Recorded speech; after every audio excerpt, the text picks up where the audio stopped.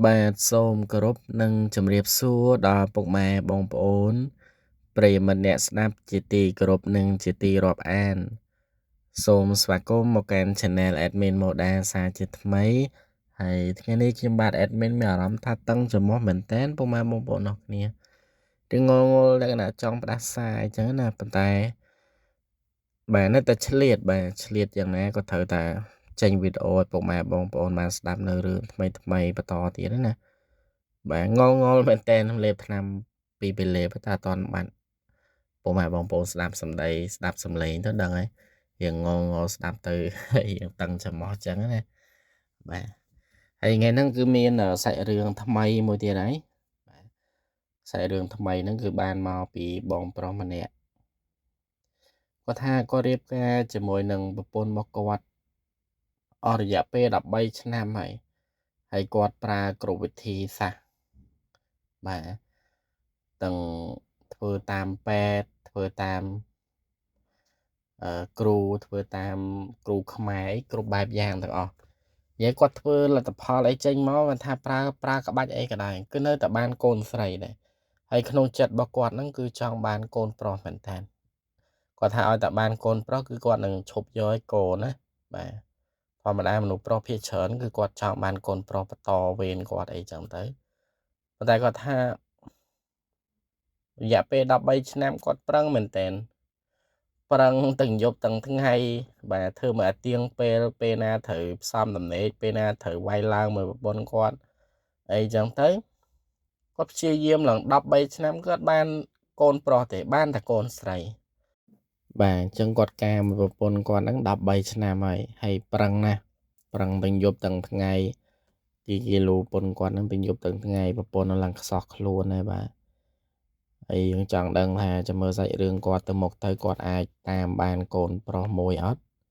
ហើយតាមដល់ហើយហ្នឹងបាទថ្ងៃក៏ដាក់យប់ក៏ដាក់បាទឲ្យទៅដល់ពេលគឺដឹងតែដាក់ហ្មង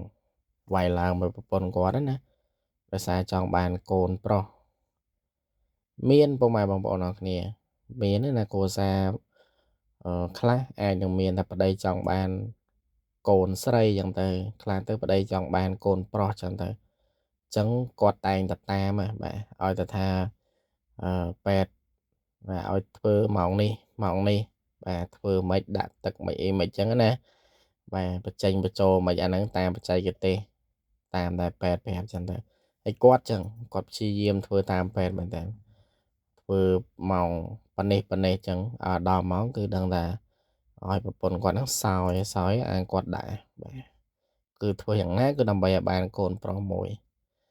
ឲ្យតែបានកូនប្រុសមួយគឺគាត់សប្បាយចិត្តអស់ចិត្តហើយណា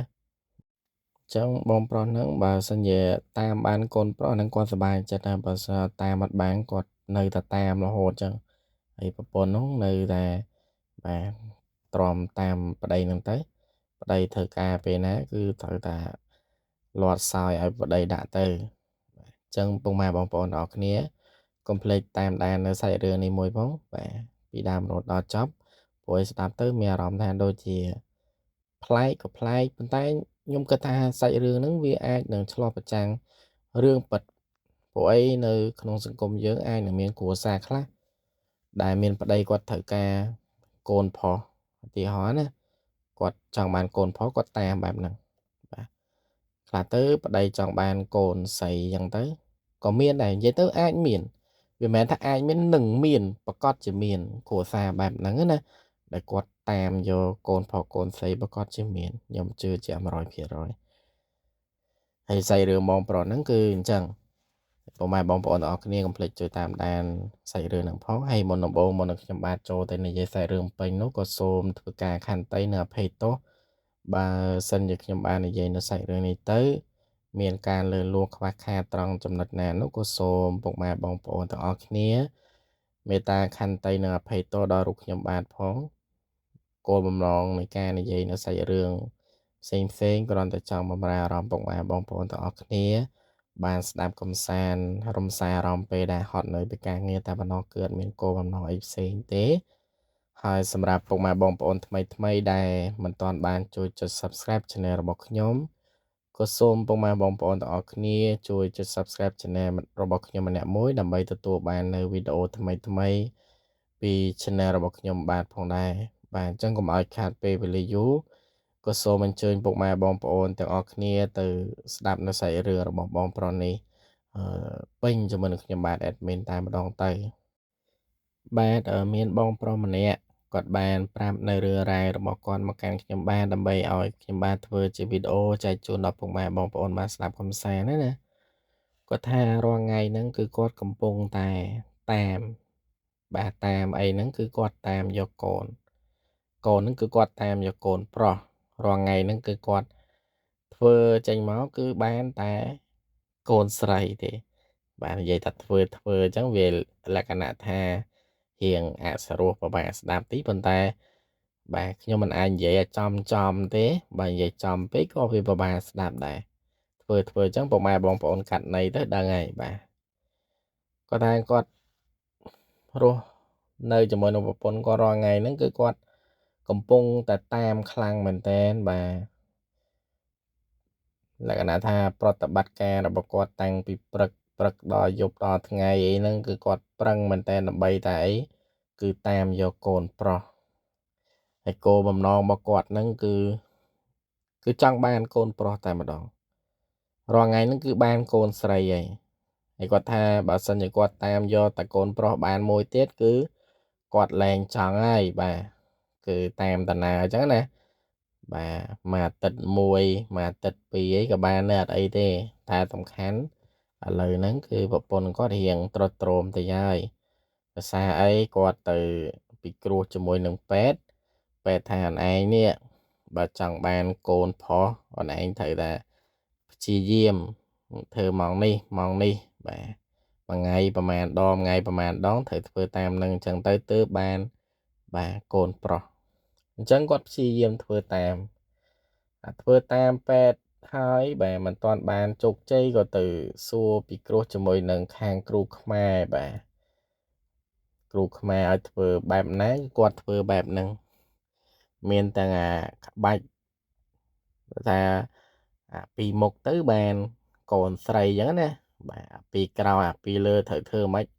ឲ្យបានកូនប្រុសគឺគាត់ព្យាយាមសាកគ្រប់បែបយ៉ាងអស់ហើយតែឥឡូវហ្នឹងវាអត់ទាន់បានលទ្ធផលដែលថាបានកូនប្រុសទេគាត់នៅកំពុងតែព្យាយាមមែនតែនសប្ងៃណាបាទព្យាយាមមួយថ្ងៃជួនកាលព្រឹកមួយអាចិតភ្លឺហ្នឹងបាទបបោងពេលណាថ្ងៃណាដែលគាត់រៀងមាន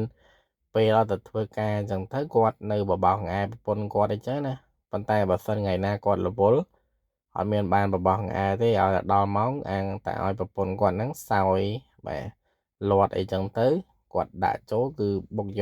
កហើយដល់ម៉ោងគឺទៅធ្វើការ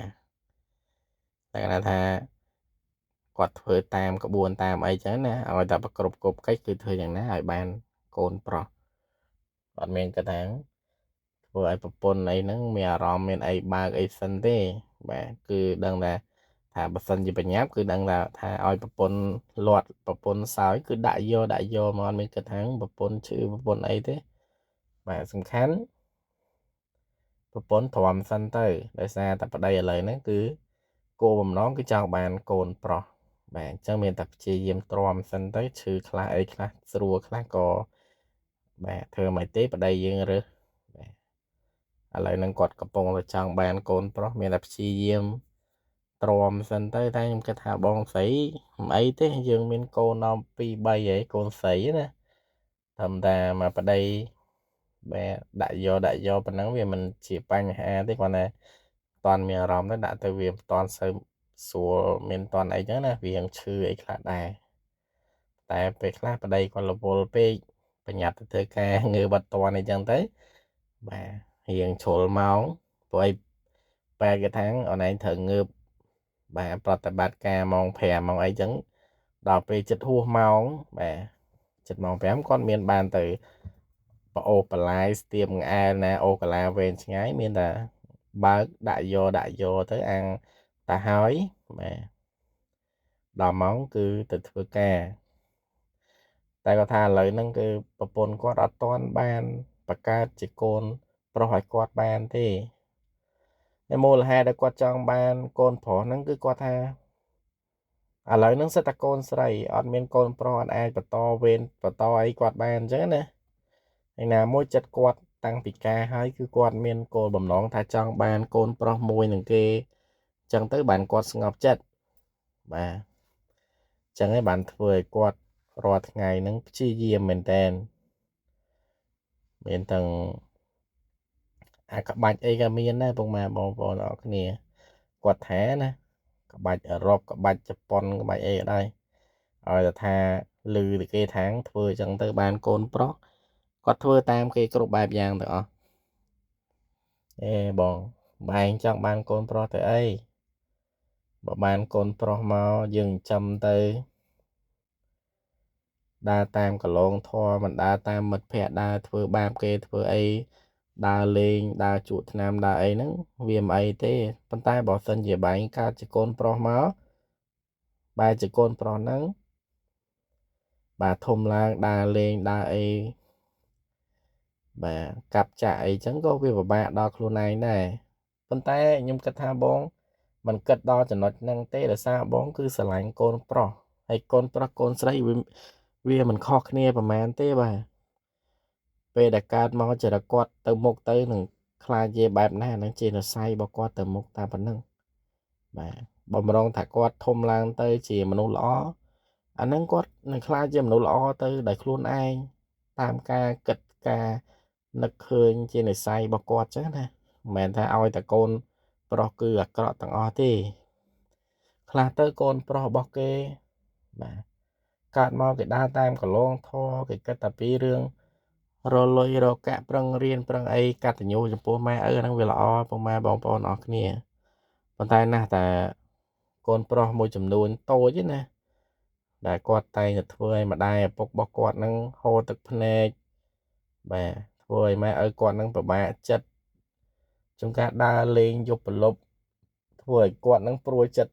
ដេកមិនលក់មិនស្កប់មិនស្កល់ដោយសារតែបាទកូនបាទมันល្អកូនដើរលេងកាប់ចាក់គ្នាអញ្ចឹងធ្វើឲ្យម្ដាយឪពុកបាទពិបាកចិត្តតាមនឹងអញ្ចឹងតែ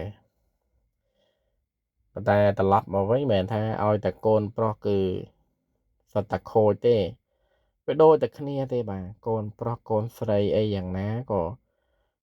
តាមចរិតរបស់គាត់នីមួយទៅបាទថ្ងៃមុខទៅគាត់ត្រូវទៅជាមនុស្សល្អក៏តាមការគិតការនឹកឃើញមកគាត់ចឹងណាតាមការបដៅរបស់ម៉ែឪគ្រូបាអាចារ្យចឹងទៅតែបើថាចរិតរបស់គាត់បដៅមិនបានទៅមុខទៅគាត់ចូលចិត្តដើរកាប់ចាក់ហ្នឹងជារឿងមួយដែលថាតាមចរិតនិងនិស្ស័យរបស់គាត់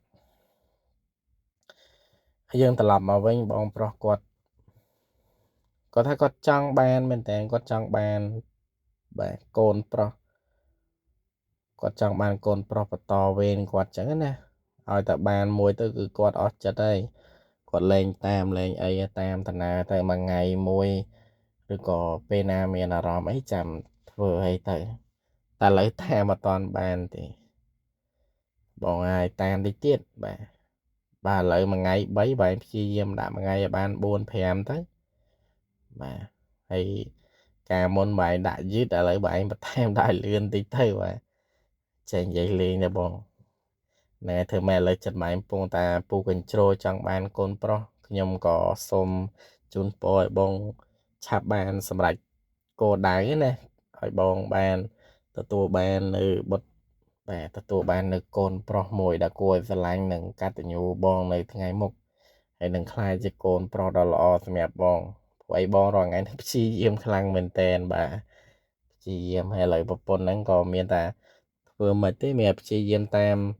សម្របតាមប្តីទៅប្តីត្រូវការមានតែលាត់សោយឲ្យប្តីដាក់តិនទៅ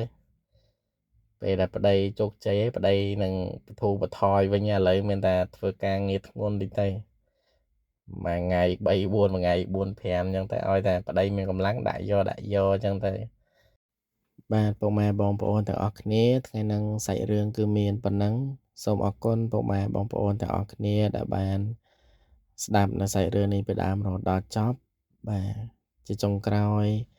ក៏សូមខន្តីនៅអភ័យទោសរាល់កំហុសខុសឆ្គងនៅរាល់ពាក្យសម្ដីដែលនិយាយទៅមានការលើសលួសខ្វះខាតបាទពីខ្ញុំបាទ admin ហើយជាចុងក្រោយបន្តទៀតហ្នឹងក៏សូមពុកម៉ែថ្មីដែលមិនទាន់បានជួយចុច Subscribe Channel របស់ខ្ញុំក៏សូមពុកម៉ែបងប្អូនមេត្តាជួយចុច Subscribe Channel របស់ខ្ញុំម្នាក់មួយបាទអរគុណច្រើនខ្ញុំបាទនឹងធ្វើវីដេអូនៅថ្ងៃស្អែកទៀតអញ្ចឹងពុកម៉ែបងប្អូនទាំងអស់គ្នាកុំភ្លេចជួយតាមដានផងណាអរគុណ